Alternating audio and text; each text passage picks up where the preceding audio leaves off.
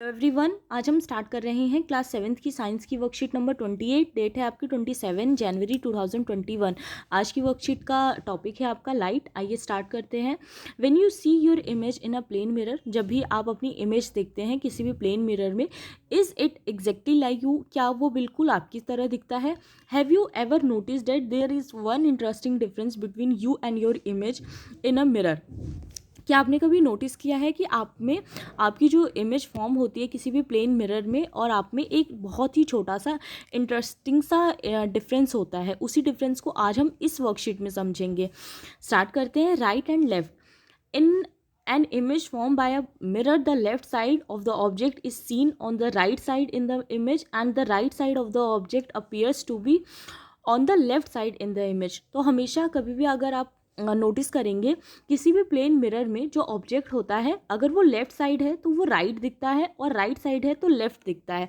जैसा कि अगर आप इस एक्टिविटी में देखिए जो यहाँ पर दिया गया है, जो एक बॉय है, अगर इसने अपने लेफ्ट हैंड को ऊपर किया है तो इमेज में ऐसा लग रहा है जैसे कि उसने राइट हैंड को ऊपर किया है।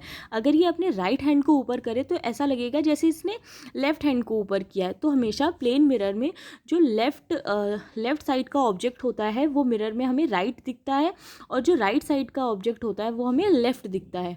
ठीक है, इसी पे बेस आपकी एक्टिविटी भी दी गई है कि stand in the front of a plane mirror and look at your image, raise your left hand. तो सबसे पहले आपको मिरर के आगे खड़ा होना है और उसके बाद अपनी इमेज देखनी है।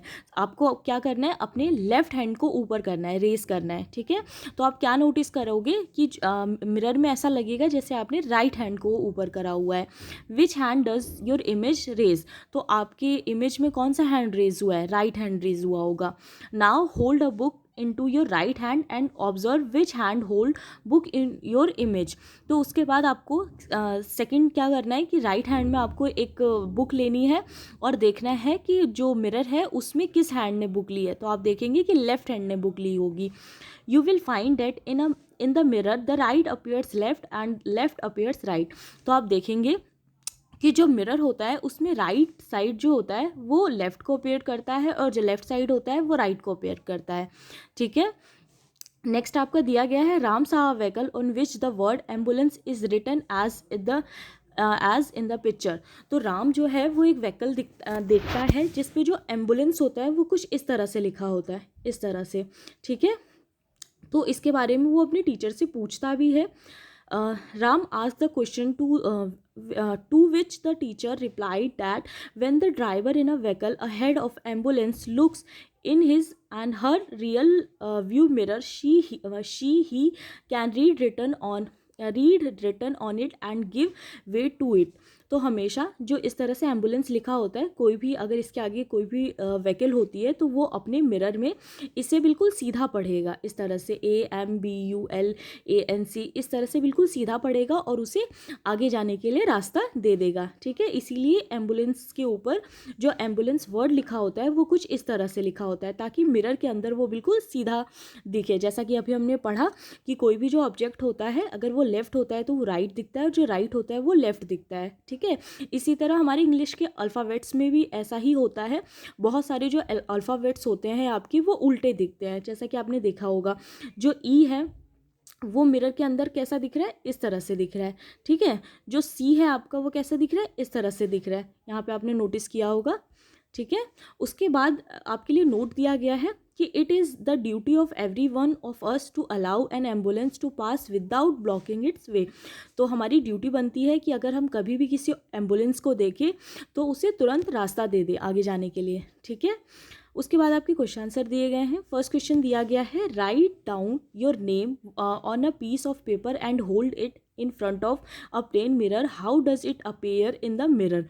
तो आपको अपना नाम लिखना है एक पेपर के ऊपर, उसके बाद उसको किसी भी प्लेन मिरर के सामने रखना है और आपको नोटिस करना है कि ये कैसा दिखता है। जैसे कोई भी नाम ले लीजिए, मान लीजिए मैं लिखती हूँ कमल। ठीक है, और इस नेम को जब मैं मिरर के सामने रखूँगी, इस तरह से मिरर के सामने रखूँगी तो वो कुछ इस तरह से दिखाएगा। L और A इस तरह से दिखेगा, M A, और जो K होगा वो कुछ ऐसा दिखेगा। ठीक है। तो आपको ये एक्टिविटी करनी है, आपको अपना नाम लिखना है, उसके बाद उसे अपने मिरर के सामने रखना है और नोटिस करना है कि वो कैसा दिख रहा है। ठीक है।